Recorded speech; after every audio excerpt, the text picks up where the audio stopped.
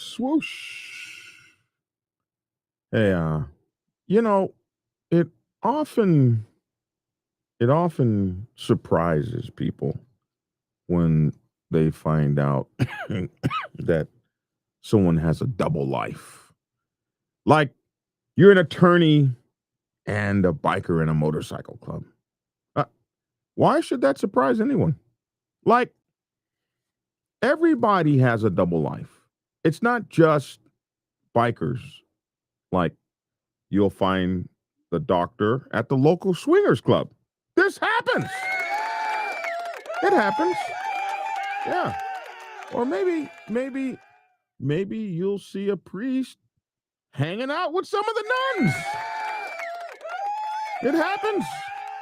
It happens. I think at this point, no one should be surprised that anyone has a double life. We have a professional life in which we do professional things, and then we have a private life in which we do private things.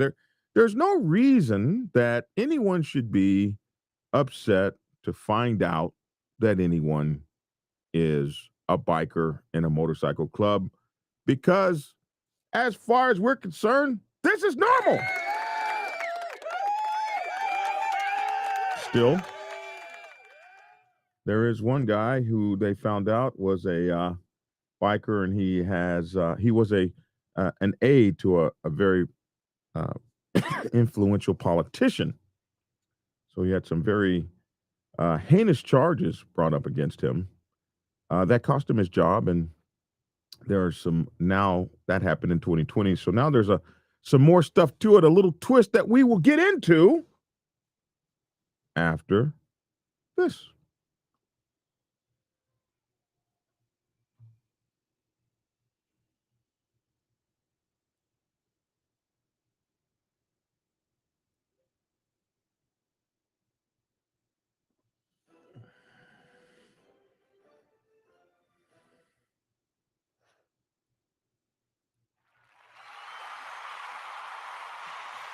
Swoosh. Okay. So yeah, we had less than a stellar sign in this morning. Uh forgive me. The the these things weren't up to standard. Now they're up there. So here we are. First of all, I want to take time to wish my brothers traveling on the highway of the mighty Black Sabbath Motorcycle Club Nation traveling prayers and traveling grace and traveling mercies.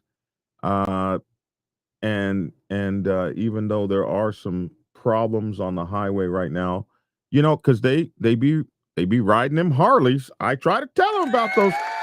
I I said get a victory. I said get a victory. They won't get a victory. I said get an Indian. They won't get an Indian. They don't listen to me. So a couple of my bros are they are experiencing some problems. Hey brother, Philip Banks, it's good to see you, man. I still I'm not gonna hold that against them. I want to wish my brothers a safe trip as they are riding back to the cold ass run. We call it the cold ass run to the mother chapter. And they are riding in, we always ride in February in the coldest weather that America can throw at you pretty much sometimes. Sometimes it's warm. But most of the time it's cold as hell. And my brothers of the mighty Black Sabbath Motorcycle Club Nation, chapter after chapter after chapter, are riding back to the mother chapter to San Diego, California, from which we come, born in 1972, established in 1974 at 4280 Market Street, 4280 Market Street in San Diego, California, 805 in Market Street.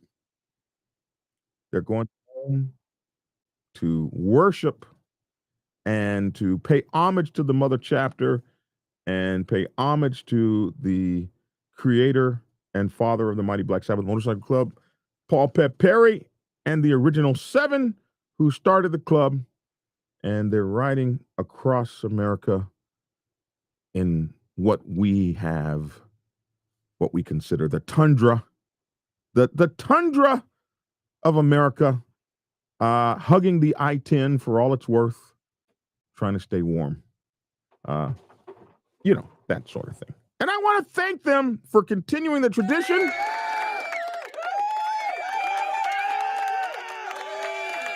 Riding hard like my brothers right there. You see in the background, the Colorado Olympic City chapter riding their butts off. And I wish I were with you, brothers, so I could laugh at your Harley misadventures, because victories never break down. And that's just the case. That's just how it is. That's how it is.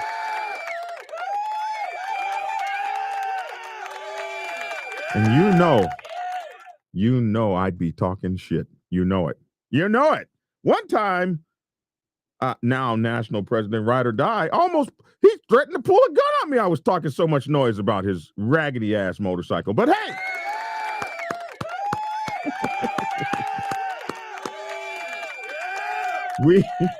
we will let that go. Black Dragon, can you believe it's 65 degrees in Rotten Groton? No, I cannot believe it's 65 degrees in Rotten Groton in the middle of February. That's impossible. For those of you who don't know, Groton is where we all go to, we used to go to submarine school. I don't know if it's still open or not, but that's where we used to go. And it was a wonderful, horrible experience.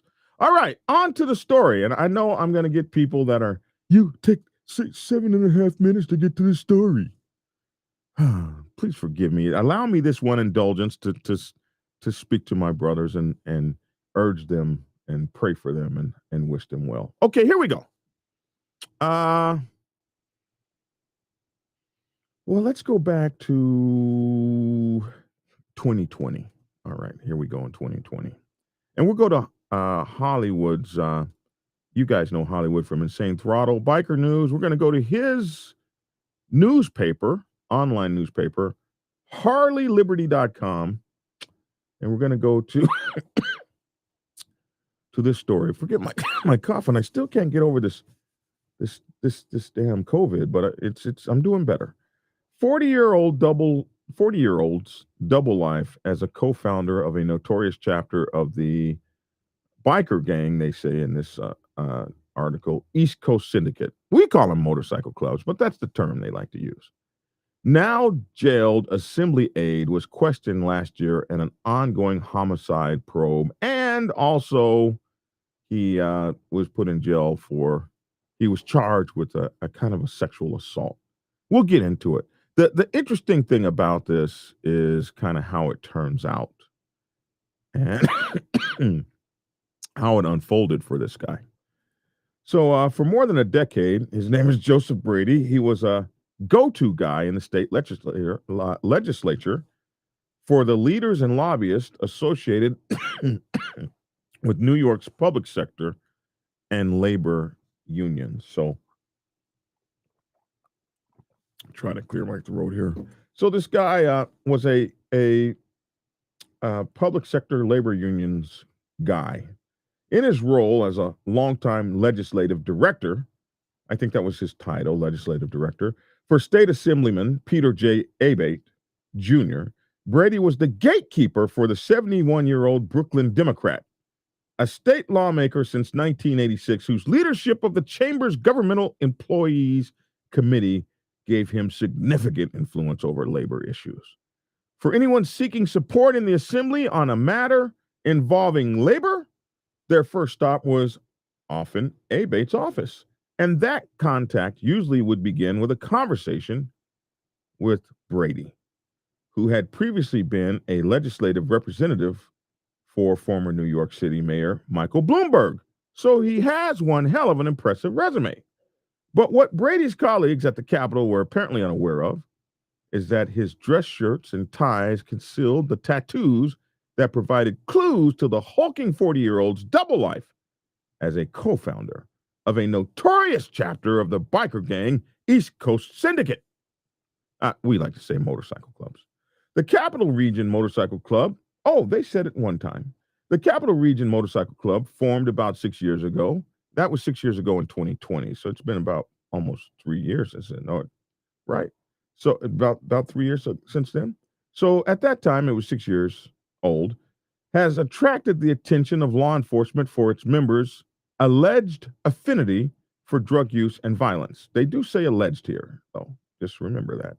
The group is also the focus of a homicide investigation in Saratoga County. So they had some issues before this issue. For my listening audience, there's a picture of Joseph P. Brady, the former longtime legislator guy. He's a big hulking guy, probably 6'4" or so, big guy. And it says here I'm not going to say what that says. I'll just read it in the story. Yet Brady's ability to separate these divergent personalities, I don't know why they say divergent personalities. I mean, is it so divergent that you would be a state legislature person working for the Assemblyman? And is that divergent from being a successful biker club leader as well? I wrote the book, President's Bible, with the 14 scientific principles of leadership as taught to military officers. We know how to lead stuff too. I'm just saying. Yet they say Brady's ability to separate these divergent personalities, affable legislative aide, leader of a small but infamous biker gang, collapsed last week when he was arrested on charges of sexually abusing an incapacitated 18-year-old woman at his Watervliet apartment. So this is a bad accusation. A few months before his unexpected arrest, the Times Union had begun examining the mysterious life of the $108,000 a year legislative aide who in early 2016 had inexplicably filed paperwork with the New York Department of State to obtain nonprofit status for his motorcycle club. What is so inexplicable about that? Whose members wear patches with the moniker Syndicate 518, an apparent reference to the region's area code. This is standard motorcycle gear. It's not improbable that you would want to make your motorcycle club a nonprofit. I know so many that are. Boy, the way they write these articles, a certain presence. So in this article, they talk about his presence.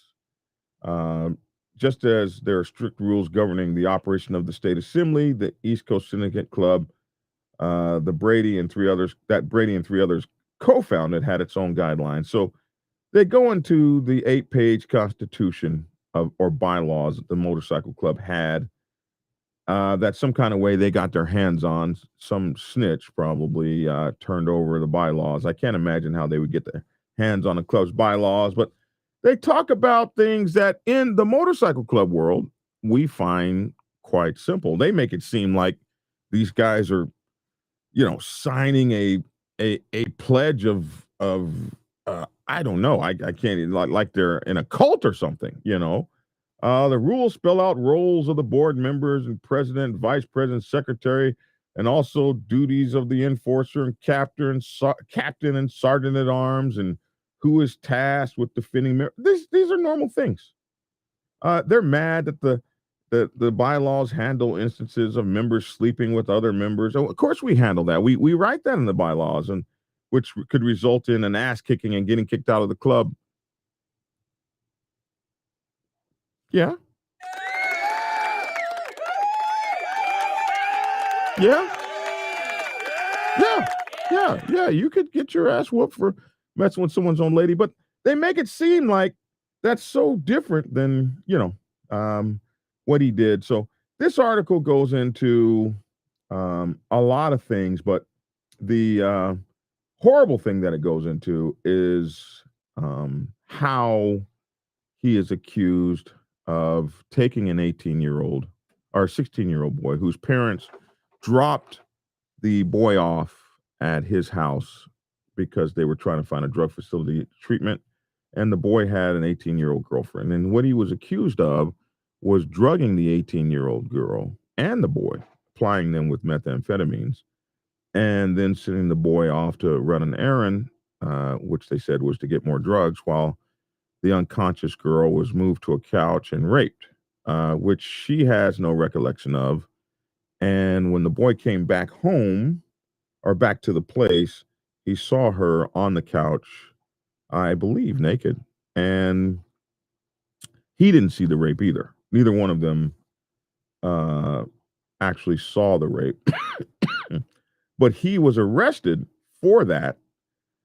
And the club was under investigation also for the death of a man who was a member of another motorcycle club. And they were implicated in that, were being investigated for that. So he had quite a few pretty big charges and investigations and things like that for him. Most of us would say, you're gone. You're up out of here.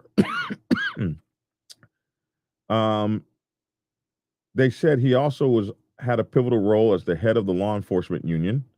Speaking, let me see that. Many who dealt with Brady and have high praise for the Assemblyman's attention to labor issues expressed shock at learning the longtime Aide had such a hidden dark secret. He was in a pivotal role, the head of law enforcement union, speaking on condition of anonymity said of his dealings with Brady at the state capitol. So that's not saying that Brady was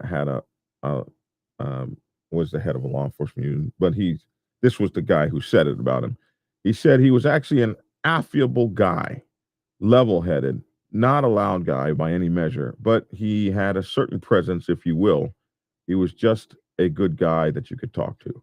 So this is the buildup, okay, for what happened in 2020. And let me see here. And so they talk about his divorce, and I was trying to find the part where they talked about the alleged rape, but we can cover that here because now we find out how it all turns out. So December, just a couple of months ago, it seems that the ex-Albany aide with biker gang ties escaped his felony abuse charge, his felony sex abuse charge. And it goes into it. In 2020, as we know, Joseph P. Brady, the legislative director for then Brooklyn Assemblyman Peter Abbate Jr., was arrested for felony sex abuse after an 18-year-old woman accused him of drugging and raping her at his home in Watervliet, New York, a small town in near Albany. Brady's arrest sparked widespread media attention because of his subsequent investigation by the Albany-based Times Union, and it's hell when those newspapers get on you, exposing the top aide to a powerful elected official's double life as a leader of a violent motorcycle gang, they say. But last December, more than 2 years later, this was just a couple months ago, Brady's felony charge was dismissed, and authorities have been silent about why. According to court records, as a result of grand jury decisions on December 13th, Brady is now facing only misdemeanor charges, including sex abuse in the second degree and unlawful imprisonment for allegedly displaying a gun when the teenage victim and her boyfriend attempted to flee the house. So as the story went, when the boyfriend came back home and found the girl in the disheveled appearance and everything and got her awakened, and she said she awoke to be undressed, noticed she was undressed and she had pain in her vaginal area. They tried to get the hell up out of there. And as they were running, he is accused of having met them outside, flashing what they thought was a pistol. And they ran to another neighbor or something for protection. So he was charged for that too.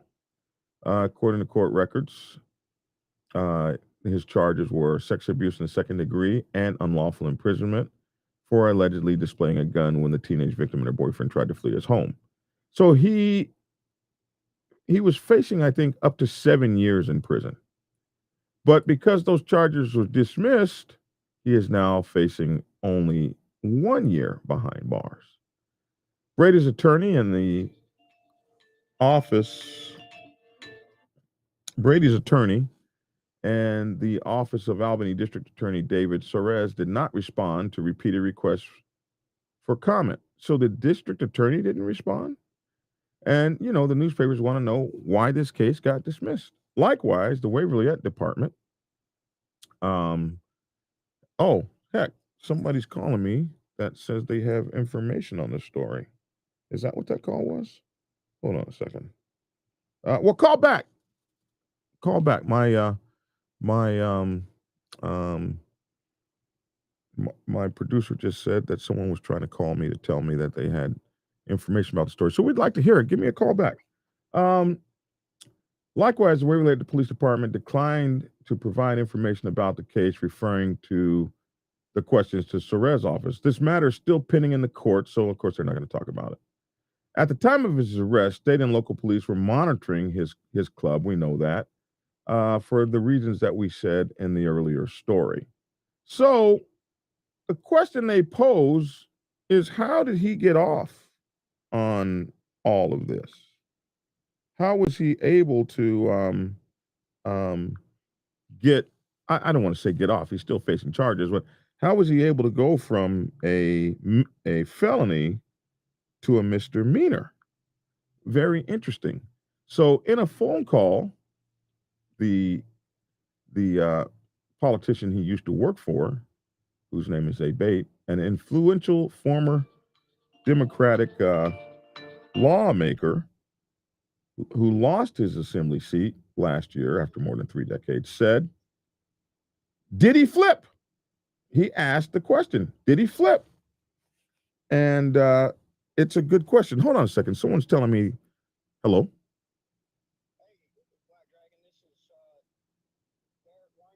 Mm-hmm.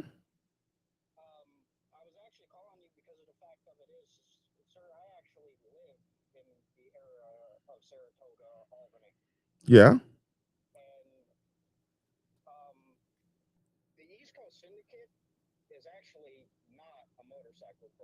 Well, can I put you on? Hold on a second. Hey man, we got someone calling in who actually lives there. And he's going to put some he's probably gonna let us know that some of the stuff we're reading ain't quite how it is.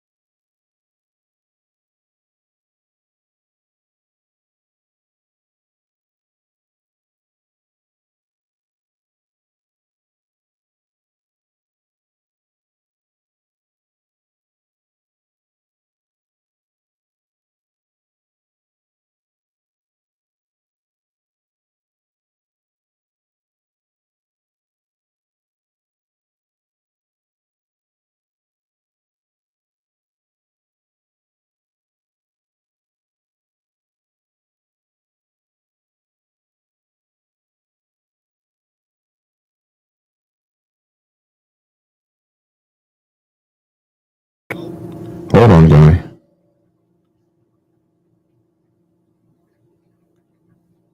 All right. Are you on? Hello. Can you hear me? Are you on?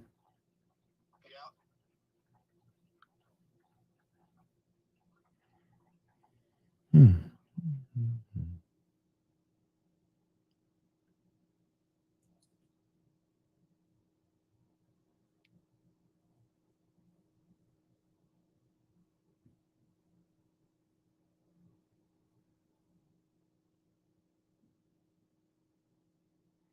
Can you hear?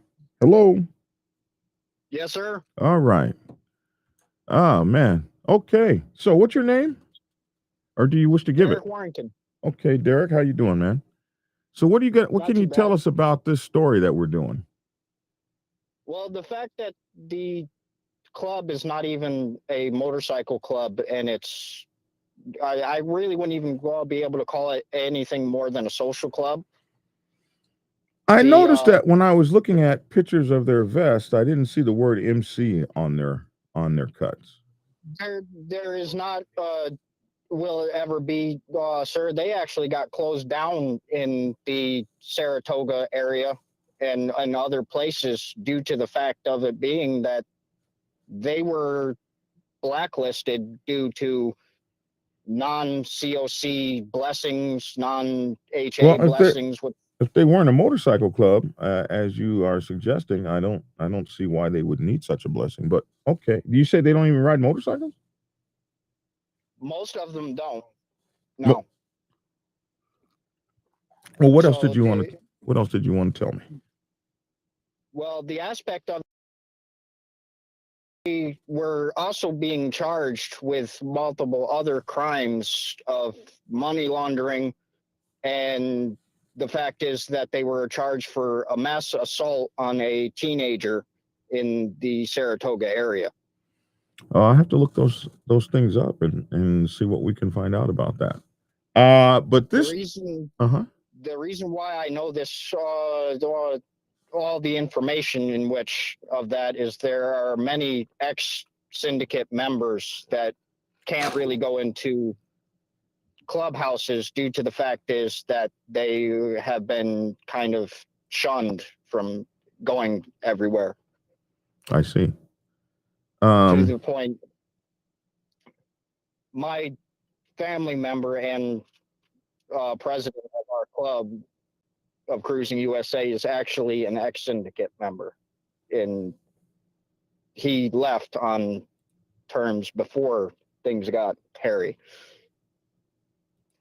I appreciate that, Derek. Um, I appreciate you calling in, man. We will.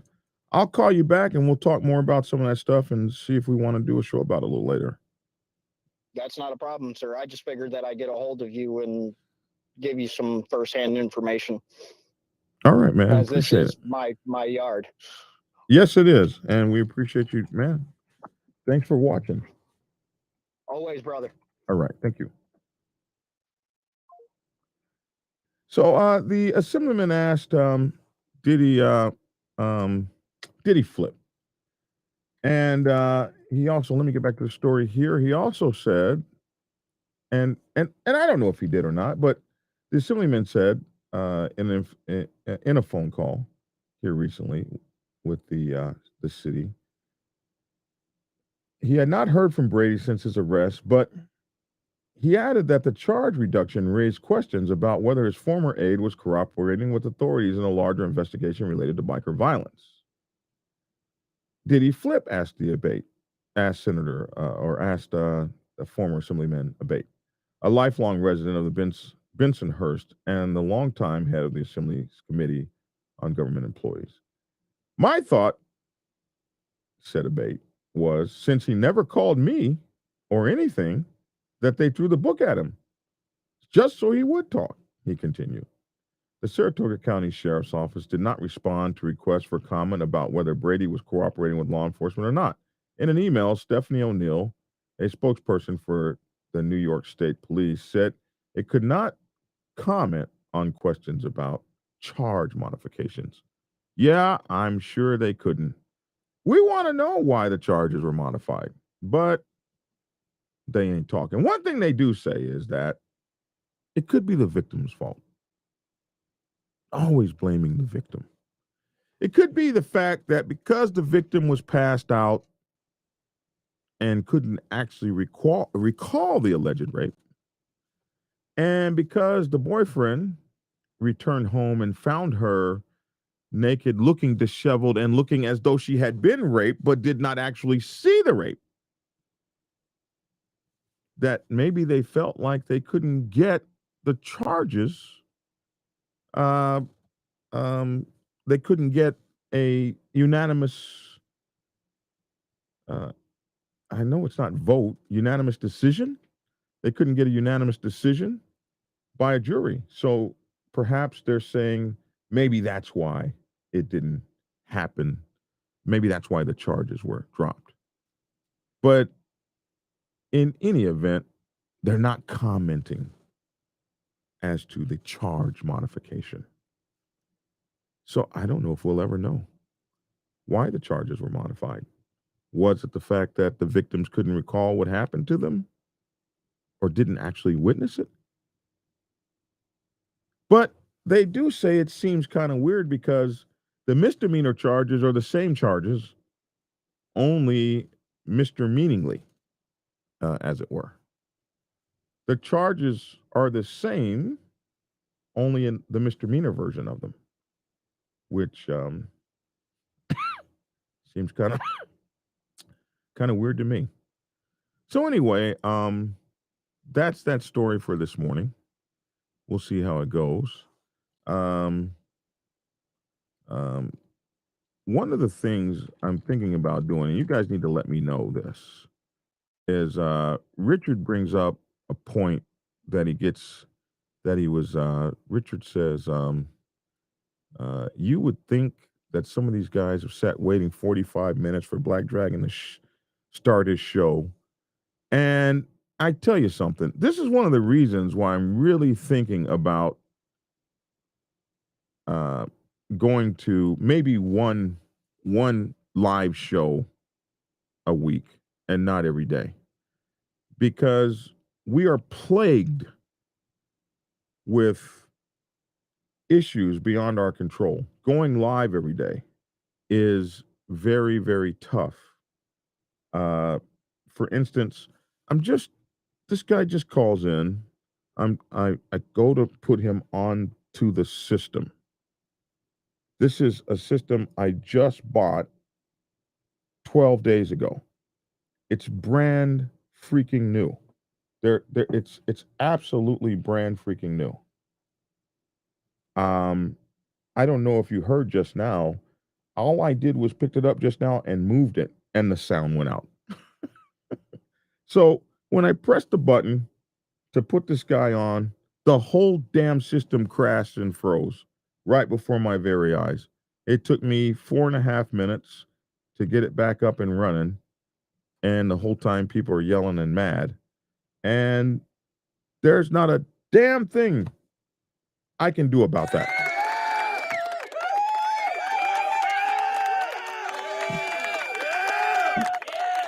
No, not there's not a damn thing I can do about it. It's so simple. You hit the button, it's supposed to go to Bluetooth. You hit the button, it goes to Bluetooth right there. There's no operator error involved. All right, man. So when that happens, it shut down the entire live. Just so if somebody's listening to me live and they're watching me on or listening to the podcast. Here's the podcast platform. The podcast platform is dead. It's dead. So if you're listening to me on the podcast at 34 minutes, it's still podcasting, but it's dead. Complete silence. Let me turn that thing off. So I've got to go replace that sound. Luckily, they let you do that. You can't do that with video, but I can go replace the sound. But anybody that was listening to me live is driving in their car like, where the hell is this son of a bitch? Doesn't he know I was waiting for 30 minutes? So, so then yesterday, was it yesterday? Day before yesterday? I come on, I start broadcasting, and everything just goes blank. So I'm sitting here and I'm like, well, what the F now? And it is the cable company. For whatever reason, maybe there are too many people in my area. It just denied me service. It took my 100 megs down to 3.5 megs. And I get on the phone and they route me to effing the Philippines. So I'm sitting on the Philippines talking to somebody in Comcast, And, "Oh, I'm sorry, sir, we can't see the system in Atlanta." Well, why the hell am I talking to the Philippines? So I ask them to escort me to tier 2, and it doesn't happen. And for 1 hour, my system's down. They tell me my modem's down, they gotta send somebody out to fix it, blah, blah, blah, and then magically, it all starts working again an hour later. And it's been working all this time. So we go through when you're trying to run a live broadcast, I don't know how CNN does it. I don't know how I've got a backup system, $330 a month. I can drop this green screen and show you there is a whole backup UPS and a backup system that if my cell service or if my cable service goes down, Comcast has provided me with a whole damn um, um, a whole damn cellular system that gives me 15 megs, which I should still be able to broadcast. Everything went down. The whole fucking thing. So, yeah. Um, yeah, buddy. I'm really at the point where I don't want to do live broadcast anymore. Cause geez, and just let's talk about Restream. Restream is the buggiest shit you've ever used in your life. So I'm just talking to you guys, and my Restream drops off, and I can't see any comments. So we use StreamYard, and it doesn't. So listen, bro, I've got Restream, StreamYard, OBS, all these systems, and they just go down, just as though it was nothing. So yeah, I'm ready to be done with live. Every time I tell you guys I'm ready to be done with live, um, no, it's not. I don't need a tech to help me figure out the problems. There's not a problem that a tech could figure. I am a tech. Um, it's just that trying to do this shit every day live. Um, so Hollywood got away from live a long time ago because it's buggy. And to do it every single solitary day hits your systems hard, and it doesn't work so great. So anyway, yeah, man, you got something for me, Hollywood? Okay, hold on a second. Hollywood's calling me probably to commiserate with me. But yeah, man, I feel you. I feel you, Richard. Um, and uh, it really does bug the hell out of me.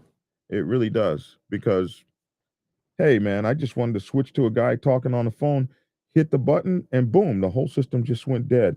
I can't even go look up Rodecaster Pro 2, how much they cost, and I just put that block right here on my desk. Hey, listen, I did that because the Rodecaster Pro 1, okay, the Rodecaster Pro 1 was giving me so much trouble, so I bought the Rodecaster Pro 2, and it's more buggy than the Rodecaster Pro 1. Bro, we put money in this shit. Here's a brick right here. Just a freaking brick. Here you go. You can see it gets used. Piece of freaking garbage. I should throw it across the damn hall.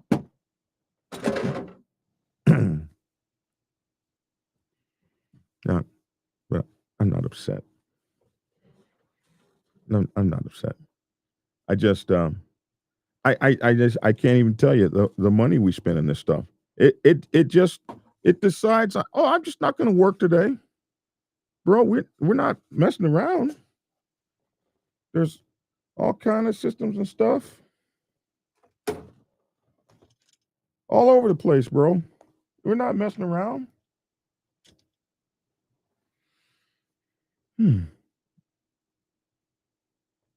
My producer's not looking at me. Am I melting down? No, my producer gave me the okay sign. So, you know what? I think Hacksaw's right. It's a secret globalist agenda. So, uh, Richard says stick with it.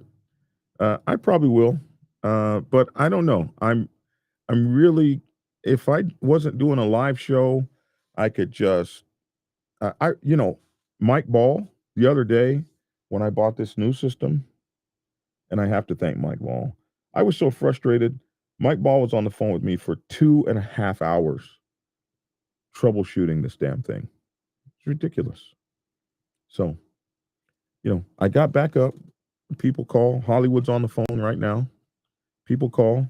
Um, it's but Hollywood told me, bro, you need to go away from live. Hollywood's been telling me that for a year now, and I am going to have to. I probably just go to maybe 1 or 2 days live, and then the rest of this will be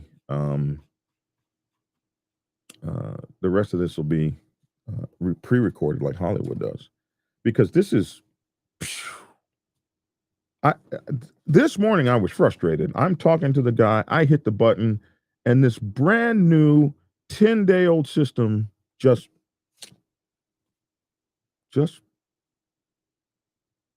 I'm ready to take this back and go back to the old paperweight. Just take it back, and hell, it ain't doing no better. Do you know that this cover was $79? Just the dust cover. This damn dust cover was $50. These people they got to be kidding me. That felt good. Yeah.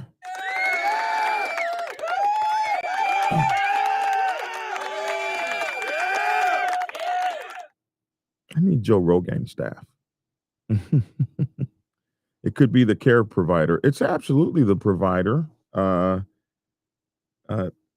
It's absolutely the provider, too. But, you have one cable provider. You don't get like 7. I wish you could, no, I don't want Comcast. I want Charter. But it doesn't work like that way. You got Cox or Comcast or Charter or whatever you have in your area, and they have a complete monopoly on it. And and then Richard says it's working now. It works now. Anyway, the priest should hang out with the nuns and leave the altar and leave the altar boys alone. I knew I was going to get that. I knew when I said that I was going to get that. Comcast sucks. I used to install it and people hated us. People hate Comcast because of the funky ass rules that they have. Like, for instance, you can only talk to somebody in the Philippines and shit like that. Anyway, listen, 44 minutes, 15 minutes of me crying is not good. You guys know you do know I'm deleting this. The only people that are going to see this is you people who saw it live. You do know that, right? We're not leaving this up. Just so you know. But yeah. So some days I'll turn this on. And listen, you don't think I set it up like the night before and I come walking in, everything's dead. So I'll bring it up and do it 40 minutes before and something will die. It's just it's a real drain on your systems. And it was much easier when I had a cell phone, a selfie stick, a microphone, and I was walking through the forest. You didn't have to have green screens and all this old stuff. And so many people say they want me to go back to that. Maybe so. Okay. Steve Manning, it is your fault, bro. If you ask my old lady, everything is my fault. It is your fault, and I'm blaming you. Danny Danny the Toe Masher. Steve, that can't be right. Mine says it's my fault. No, you guys, it's both of your faults. All right. Hey, listen, man. Um, thank you so much for tuning in, and we will try to be on time tomorrow.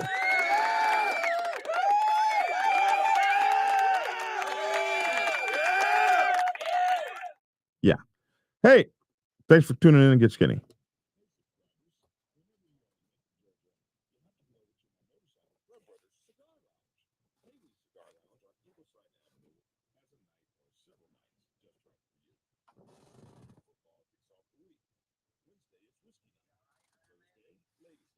Oh my God.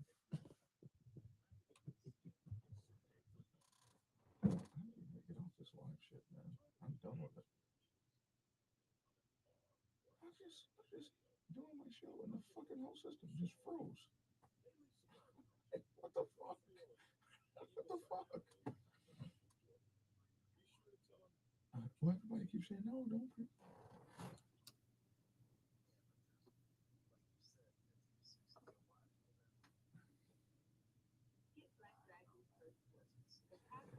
I've already made it.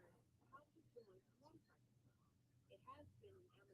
on one second. Hold on. Hold on a second. I want you to see that until hold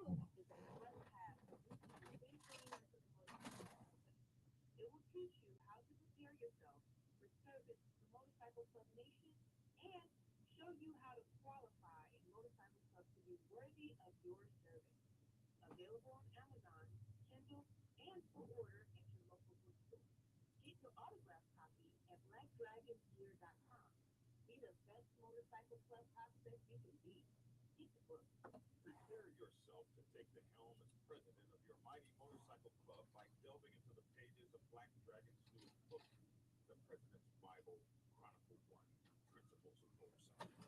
Hold on one second. Hold on.